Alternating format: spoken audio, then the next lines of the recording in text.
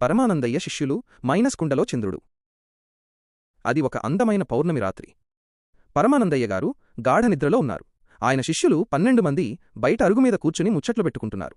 అకస్మాత్తుగా ఒక శిష్యుడు నీటితో నిండి ఉన్న ఒక పెద్ద గంగాళం కుండలోకి చూశాడు. వాడు నోరు వెళ్లబెట్టి, ఒరేయ్, పరుగెత్తుకు రండి, ఆకాశం నుండి చంద్రుడు జారి మన నీళ్లకుండలో పడిపోయాడు, పాపం మునిగిపోతున్నాడు అని కేకలు వేశాడు. శిష్యులందరూ కుండ చుట్టూ చేరి కంగారు పడసాగారు.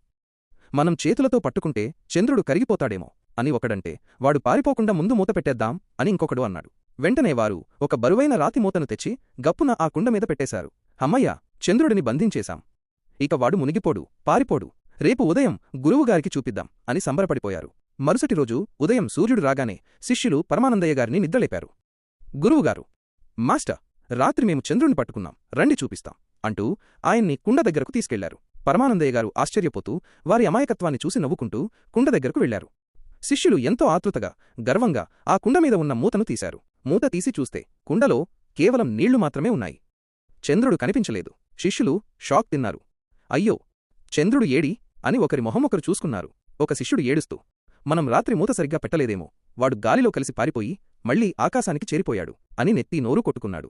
పరమానందయ్య గారు నవ్వి, ఒరేయ్ వెర్రి నాయన్లారా, అది నిజమైన చంద్రుడు కాదు, కేవలం రాత్రి చంద్రుని నీడ ప్రతిబింబం మాత్రమే, పగలు వెలుతురులో ఆ ప్రతిబింబం కనిపించదు అని చెప్పారు. శిష్యులు అర్థం కానట్టుగా తలలు గోక్కున్నారు. ఏది ఏమైనా చంద్రుడు క్షేమంగా ఆకాశంలో ఉన్నందుకు సంతోషిస్తూ మళ్లీ తమ పనుల్లో పడిపోయారు.